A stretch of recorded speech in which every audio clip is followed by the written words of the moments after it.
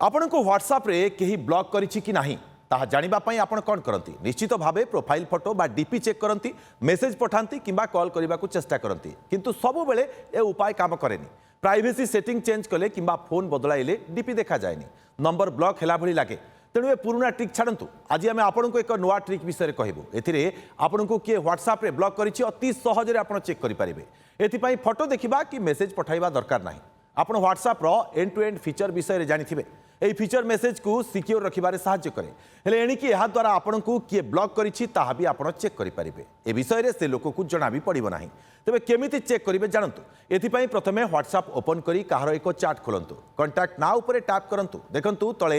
Encryption option থিব সেই encryption উপরে click করন্তু WhatsApp automatically verify করিব যদি ভেরিফাইড সফল হেলা তার অর্थ से व्यक्ति आपको ब्लॉक करि नाहंती जदि बारंबार भेरिफिकेशन फेल हुए एवं अन्य उपाय बा एनादर वे पचारे ताहले से आपको ब्लॉक करिसेंती केही ब्लॉक करिछि कि नाही जानिबा पई यह सबुठु भल उपाय ए फीचर उभय एंड्रॉइड एवं एप्पल रे काम करूछि आपण चाहिले एबे परीक्षा करी देखि पारिबे भल लागिले भिडियोटी को निश्चित शेयर करिवे।